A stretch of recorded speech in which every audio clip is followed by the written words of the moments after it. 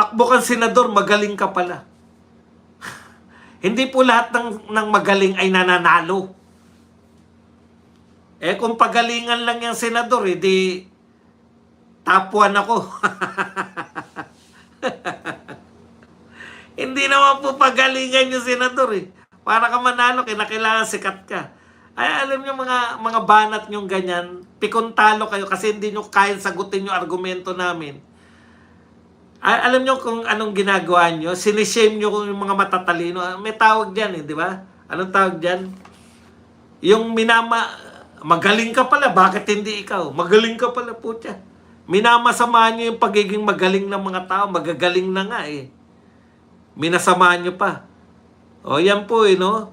Nagkakaroon po ng mga power yung mga bugok. Smart shaming. Nakakita kayo ng matalinong vlogger, sabi nyo, magaling ka pala, ba't hindi ka tumakbo? Eh, bugok pa ka pala, bakit ka nanonood dito? Wala daw akong argumento. Opo. Pasensya na po kayo kung hindi nyo po nauunawaan yung argumento ko.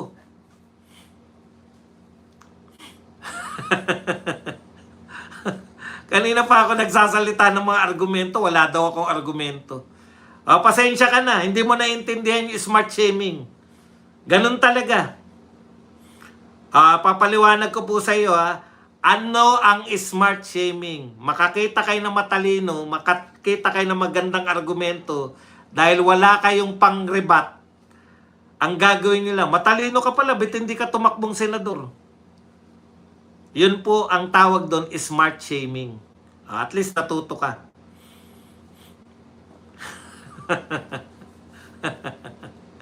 Wala yung alam mo Brad, ganito no, papayuhan kita para hindi ka napapaya paminsan-minsan.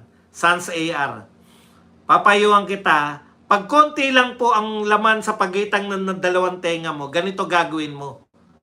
Tango-tango ka lang pag nag-uusap-usap ang mga tatalino, tatango-tango ka lang, tas oo nga, pa-oo ka lang, o kaya wag ka talagang magsalita. Ganto forma mo lang, ganyan ka lang, tapos tatango-tango ka lang. Mapagkakamalang ka matalino. Mapagkakamalang ka matalino, bakit? Hindi mo binubuka yung bibig mo eh. Once na yung bugok, nag-type, once na yung bugok, binuksan yung bibig, mahahalata ka, Brad. Know thyself. Know thyself. Kilalanin mo yung sarili mo. Pag alam mong wala kang utak, huwag ka nang bibitaw. Parang laki na parang ano yan eh. Di ba? Alam mo na ang baraha mo, puta, 2 ka lang eh. O 3, kasi merong pusoy 2, mataas yung 2 eh.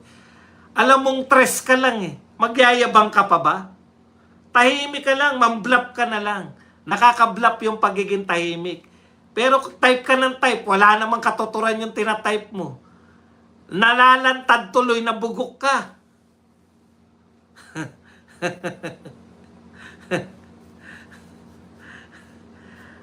Payok po yan, no? Alam niyo naman yan eh. Hindi, nag-aral naman tayo elementary, high school. Alam natin yung kakayahan natin. Yung talino natin, alam niyo na more or less. Huwag niyong ipagpilitan. Kulang kayo. Pinapayuhan ko kayo para you may appear intelligent. Pag may makausap ka matatalino, ganito forma mo. Tatango-tango ka lang, sasabihin ng mga matatalino, ang galing niya, no? Ang lalim siguro ng tao na yan. Tapos punta ka na naman sa ibang tumpukan. Huwag kang magtatagal sa mga matatalino kasi mabibisto ka. Lalong huwag ka na magta-type wala namang laman yung utak mo. Magta-type ka pa dyan, nabibisto ka. Yan lang ang payo ko sa inyo. Hindi nyo ako madadaan na akala nyo. Parang ganito yan. Ang mga driver, alam nila kung marunong mag-drive yung tao o hindi. Tama? Tama. Pasimplihin lang natin. Yung mga mason, alam nila pag yung mga gumagawa marunong magmason o hindi. Ganon din po yung mga matatalino. Alam namin kung sino yung mga matatalino. Huwag niyong ipagpilitan ang sarili niyo. Dahil nahihiya po kami para sa inyo. Mamukinta. Kung nagagawa niyo po yan sa mga ibang vlogger, na magbato lang kayo, patalino ka pa tumakbo ka senador. Hindi niyo po pwede yan sabihin sa mga tunay na matatalino.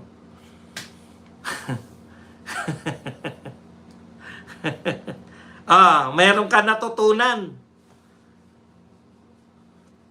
Umalis na lang.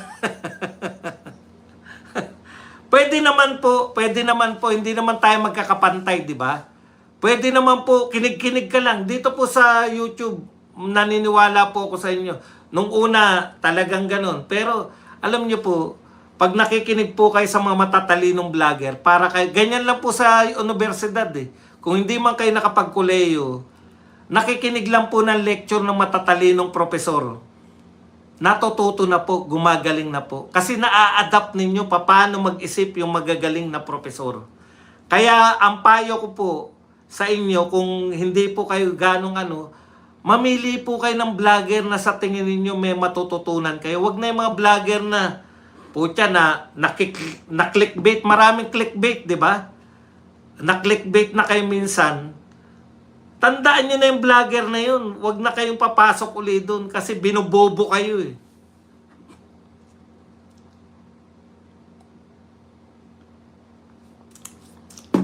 Hindi ko po kayo minamaliit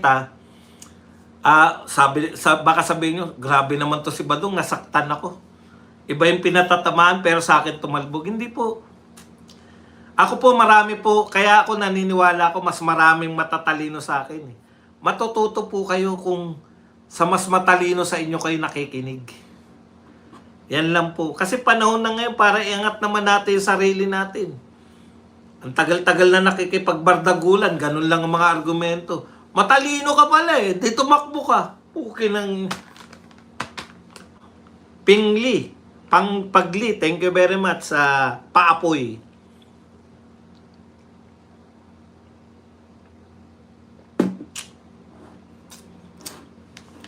Yung mga wala pong panregalo, yung wala pong pampakape, likes lang po tayo. Ako, asar din ako eh. Ako, galing ako sa boxing.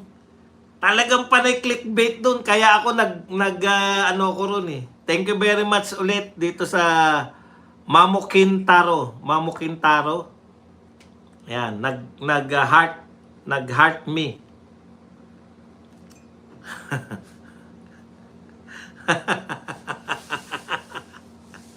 Mahirap talaga makipagtalo sa matatanda, sabi niya. Mahirap daw makipagtalo sa matatanda. Opo, mahirap po makipagtalo sa matatanda. Lalo na kung uhugin ka at nanghingi ka lang ng baon sa nanay mo. Akala mo matalino ka na sa matatanda. Alam niyo po, yung mga matatanda hindi na lang mapagpatol. Pero napakarami naming karanasan para sumuko sa inyong mga uhugin. Akala nyo naman nasasaktan kami pag sinabi nyong matanda kami. Ako po, pangarap ko po maging senior citizen na agad-agad.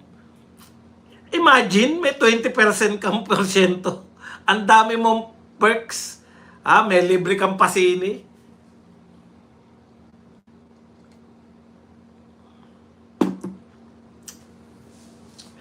Ako, yung mga matatanda, sinukuan na kayo. Dahil wala nahihita sa mga argumento nyo, panay pambugok eh. Ako ang revenge ng mga thunders sa mga katulad nyong uhugin. Kala naman, putya, alam nyo ang kakayahan nyo lang na hindi na namin kaya? Yung mga pan-TikTok na sayaw-sayaw, hindi na namin kaya yung mga giling-giling na ganyan. Pero pagdating sa utak, wala kayo sa kalingkingan ng mga thunders. Wala na lang tiyaga ang mga matatanda na makipagtalo sa mga uhugin. Pero ako, matyaga ako. Di ba? Tama na yan. Lagi nyo kinakantsawan kami, mga thunders na kami. Sino ang presidente ng Amerika? TikTokers ba? Hindi po. Senior citizen. Sino presidente ng Russia? Ilang taon? Senior citizen. Sino presidente ng isa pa sa pinakamayaman na bansa? China, si Xi Jinping. Ilang taon na? Senior citizen. Ang mundo ay pinamumunuan ng mga senior citizen, hindi ng mga uhugin. Sasabihin nyo, matanda ka na kasi, kaya ganyan ka. Hirap makipagtalo sa matatanda. Talagang mahirap makipagtalo sa matatanda dahil punong-puno kami ng wisdom. Mahirap makipagtalo sa amin dahil punong-puno kami ng wisdom. Marami sa amin, ayaw na lang pumatol sa inyo dahil wala silang nakikita. Akala nyo pag-aari nyo ng mundo? Hindi. Ang namumuno sa mundo panay senior citizen. O, nauntog kayo sa katotohanan. Mag-TikTok na lang kasi kayo. Di ba? Iusli nyo na lang mga puwet nyo sa TikTok. Yan lang kasi ang kakayahan ng henerasyon nyo. Dahil ang henerasyon namin, naranasan namin na maglaro sa lupa. Naranasan namin na maglaro sa alikabok. Naranasan namin yung panahon ng wala pang computer. Naranasan namin pumila sa Xerox copy doon sa mag-research sa tunay na library. Hindi kami umaasa noon kay Google. Wala pang Google nung kami nag-aaral. Kaya ang senior citizen ang namumuno sa mundo dahil may kakayahan kami na hindi nyo kayang maranasan. Hindi nyo na maibabalik yung panahon namin na wala pang computer, nabuhay kami. Pero nakasurvive kami sa panahon ng may computer. Nakapag-adapt kami. Wala sa kolehiyo ng computer. Nung nag-aral kami ng high school, walang computer. Pero nakapag-adapt kami sa panahon ninyo. Kaya rin namin mag-TikTok. Pero hindi namin ginagawa dahil ayaw namin magmukhang tanga.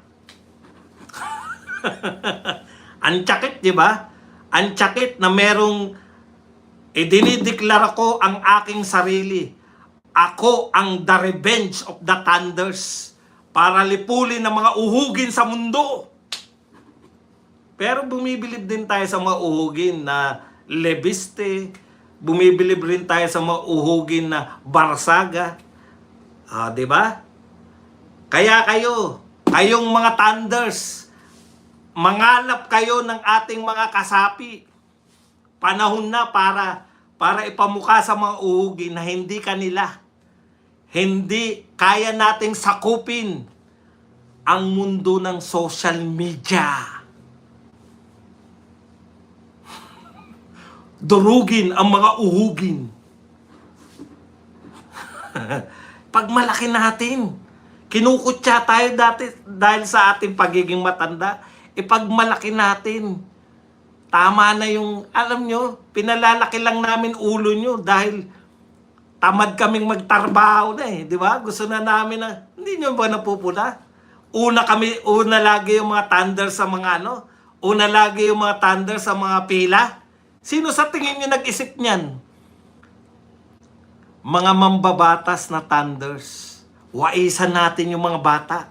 Akala nila pang-api sa atin. Magbibigay sila ng 20% diskwento. 20% discount. Una sa pilahan. Una sa MRT na sasakay kayo ng elevator sa MRT. May pila para sa mga thunders. Kahit mahaba ang pila, walang sisita sa'yo. Dahil thunders ka. Amin ang mundo. Kami ang nagpasya para pagaangin ang buhay namin. Hindi nyo ba naiintindihan yun? Pinaglalaruan kayo ng mga thunders dahil kayo uhugin. Akala ninyo. Di ba? Ang sakit, di ba? Ang sakit ipamukha sa inyo yung ginawa ng mga thunders. Yan ang ginawa ng mga thunders sa inyo. Kayo naman, awang-awa. Awang-awa kayo. Samantalang naisip yan ng mga thunders para pag-aangin. Kita nyo, thunders na tayo. May 20% tayo. May libre tayong sine. Utot nyo. Uhugin kasi kayo, kaya hindi niya naiisip. Ayos ba? Buhay pa ba yung mauhugin dyan? I am the revenge of the thunders.